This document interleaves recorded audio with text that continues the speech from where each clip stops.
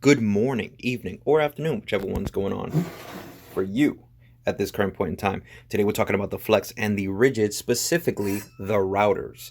Now, I've been going back and forth between these two because I love both these brands. I love both their tools, and I want to have a good 50-50 mix of both because Ridgid definitely has more tools than Flex. However, Flex has very heavy-duty hard working tools as well. So they both covered for life, and that's why I wanted a 50-50 blend. Flex, if you are listening to this video, and I will keep saying it until you make it official, please leave the lifetime warranty. Please, right? Just you cover this for life and this for life. People will be going to you over Milwaukee and DeWalt because they know you have the performance, but you stand behind your product forever. With that being said, why would you want the Flex over the Ridgid? Number one, and I've already connected it just to kind of save some time, but with the Ridgid, just loosen up these thumb screws, you have to physically unthread these supports every single time you want to remove the edge guide.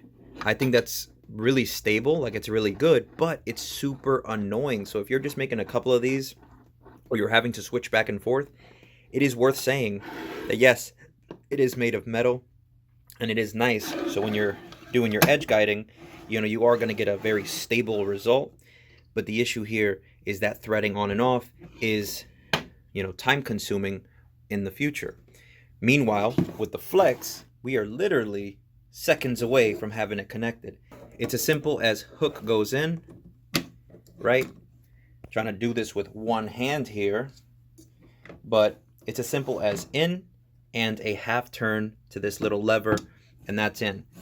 Goes right up against here. Obviously, you're going to adjust your depth for whatever you're doing, and it's also a very stable result. I will say, in Ridgid's defense, there is a little bit of play in this, which I'm not crazy about.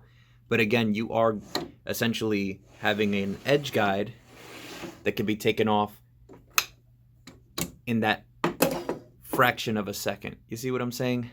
Versus this one, you have to unthread each of these individually in order to have your router back to normal capacity. It's good for stability, but not necessarily for productivity. If you're going to have this one and another router and you're going to use these only for edge cuts, then sure. But if this is going to be your only router, keep in mind you will have to do this every single time you need those edge guide cuts, right?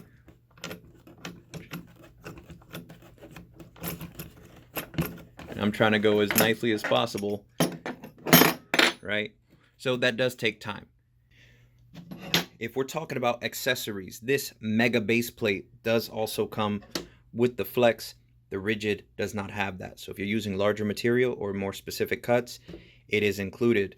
And yes, Ridgid does not have the centering cone that is also included with the Flex. It's over in the box, but so just undo the screws and put that centering cone in, and then put your plate back in, and it'll center around those. Once you know it's perfectly centered, you put your screws back. Pretty simple, yeah? They both come with wrenches, and it goes without saying, neither of them comes with bits. The Ridgid has, I believe, what is it, 6? 7? All right, the Ridgid comes with 7 speeds. Flex comes with 6. But the Flex has a 1.5 horsepower motor, while the Ridgid does not. Now, all of that is included with the Flex, but why would you want the Ridgid? Besides, obviously, that it's covered for life with the LSA, which, again, I have used, and it works perfectly fine. You get your edge guide out of the box. Both of them do have an 1.25" little plastic acrylic cover for dust collection. So, again, that's the same on both, depending on the vacuum. That's where the performance is.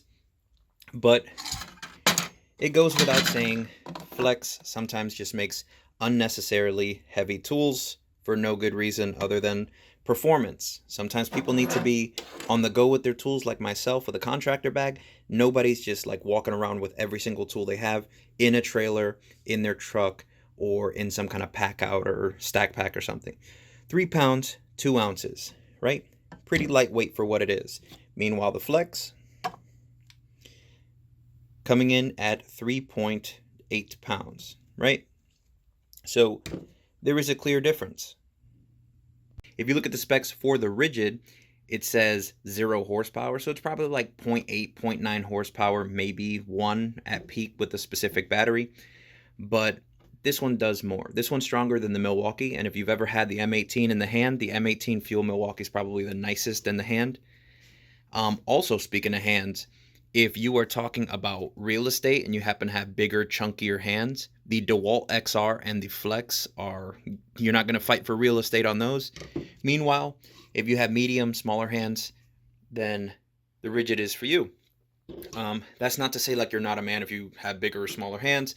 That's just to say like ergonomics, dexterity. If you like smaller tools in your hand because it makes more sense, cool. But this one feels more dense and metal, just in a smaller package. This one also feels very like hefty, but in like a premium plastic kind of way. So there is a lot of metal and plastic on both, but I feel like the Ridgid has a little more metal. So again, they both feel good in the hand. Just you know, I like this one. It's nice and hearty. Flex decided, I'm gonna put nice bright LEDs on that base plate. Pretty nice, yeah? 2 LEDs specifically on each side. On the Ridgid, even though they are using their clear white LEDs, they only have the one. But if you're looking for which one has more visibility, the Flex. So if you're trying to, you know, do the math here, all the batteries plus half a pound extra plus whatever other tools you're needing, Flex will start to add up on you, and that might be something that is a deal breaker if you're somebody who is doing, you know, apartment maintenance and maybe the elevator's not working and whatnot. You're not going to be lugging a bunch of Flex tools up and down stairs all day. That will definitely catch up with you.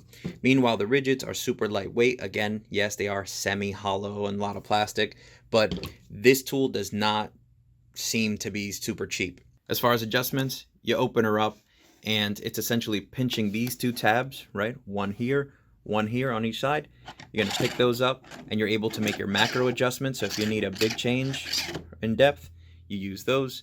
If you're trying to dial it in, you're just gonna use the big ring to make those micro adjustments, right? Super simple. There is a little bit of play in the shaft, but I kind of understand, so do keep that in mind. But once you lock it in, speaking of lock in, this has a spindle lock. So when you need to change your bit, you lock that spindle. That's now locked in that upward position. That means this will not spin, so all you have to do is get your wrench, knock it loose, and it's going to seize that motor in place so it's not trying to spin on you while you're changing your bit. I think that's really nice. Meanwhile, on the Ridgid, you do have to hit the little... Hold up. It's hiding. Hold up. With the Ridgid, you have to open this up and press to release, right? And that's your macro adjustment. But here, this button is what's going to lock your spindle. So it's one of the manual spindles versus a dedicated spindle lock. I really like that design. I like the same design that they put with this is the one they put on their miter saw with that little lever, which I think is neat.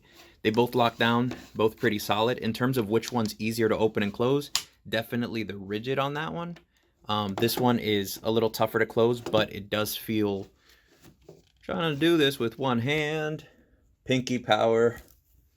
It does feel more solid, like it does really lock into place, but do keep that in mind. The Ridgid is easier to open and close. I will say between the two, as far as speeds, they're super smooth, but the Ridgid actually has a better brake. Just to show you, if I pop in a battery, right, and I kick this thing on at, I don't know, let's say setting 2.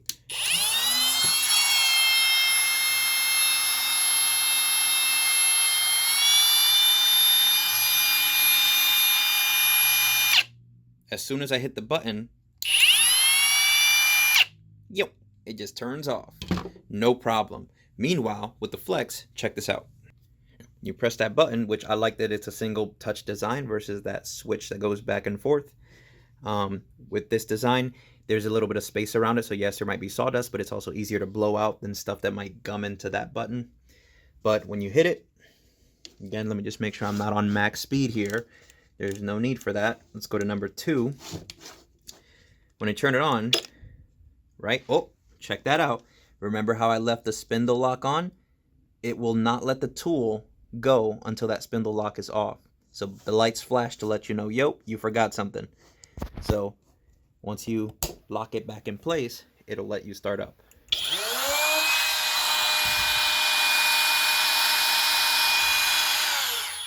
So you see how I turned it off and it's not an instant stop.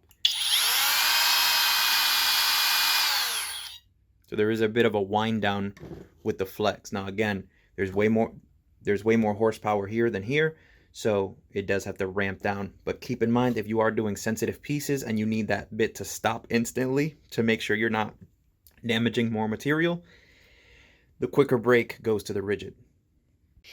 If we're talking about pricing between the two, this one's, I believe, $179 bare tool. This is, I believe I was $220 or $250 or something like that. I'll put it on the screen if I'm incorrect, but the flex does cost more than the Ridgid. So if you're looking for cost effectiveness and bang for your buck, it's definitely the Ridgid. So it's more affordable, it's lighter, it has a faster brake, and it has an easier latch for making your adjustments. I will say, when you're making your micro adjustments with the knob here, right, it goes by 64ths of an inch per rotation. Super slow, you can dial it in. I really like that if I just pull this up for you, the numbers are etched here. So if you need it 2 inches, half inch, etc., these numbers are here. The flex does not have that. There's no indication whatsoever other than this smaller ring, and that just, it's not helpful to me. This is nice. You know, you're like, oh, let me just take a half inch off. Most people are just gonna, you know, get their tape measure and just measure from the bottom right where the bit is, and it's close enough. But having that active, you know, having that active design is definitely something that's a nice premium feel. So dollars to donuts, if you look right here, it says 15 to 30,000 RPMs. With the flex, I believe is 16 to 31,000. So they are pretty similar. The Milwaukee does go down and start at 10,000 RPM. So if you are using bigger router bits and you need lower RPMs, because some of them are not rated for higher RPMs, the Milwaukee is your safest choice. And you won't go wrong with that one. But between these two, 15,000 and 16,000 RPM, it is easier for you to start lower with this one versus this one. So on speed 1, this one's already faster. And on max speed, it's again 1,000 faster. But ultimately, those medium 2 to 5 settings are not going to be that much of a difference as far as speed. Now we just have to talk about bogging down and horsepower, and that goes to the flex. So you can't go wrong with either one. So I'm not going to sit here and be like, you need this one, you need that one. If you have the money, honestly, keep both. I would just like to see the Ridgid design their plate a little better for maybe the next generation. Something that's easier, just nice quarter turn. I hate toolless stuff. I hate thumb screws. If one of these thumb screws gets lost, then you're out of luck, because then, you know, your track will slide. As for the flex, I want to see if there's some way that you can make this a little more snug, just because there is a little bit of wobble, and you don't want that little 16th, 32nd of an inch little tilt to become some kind of imperfection as you're going through your material. Both of them super, super solid. Also, and this is just kind of an accessory thing why Flex wins, is because Flex dropped this and they also said, hey, we're going to have a plunge base for it. Meanwhile, the Ridgid 1/4 inch does not have it. They do have it for the 1/2 inch Ridgid routers, the corded ones. They don't have it yet for the 1/4 inch one. Some people are saying the, what is it called? Not Milescraft. The Porter cable does fit this one. So you can check into that one, because it does fit the Octane one, and they should have the similar design. But the Flex, they came to play straight out and said, we have it, it's available. You could probably go buy it at like Ohio Power Tool or something. So if you're looking for the plunger base, go for that. I'm not sure if they have a fixed base. I don't think they do, but that's your call. With that being said, both of these are great. Let me know which one you choose, or if you chose something else. Work smart.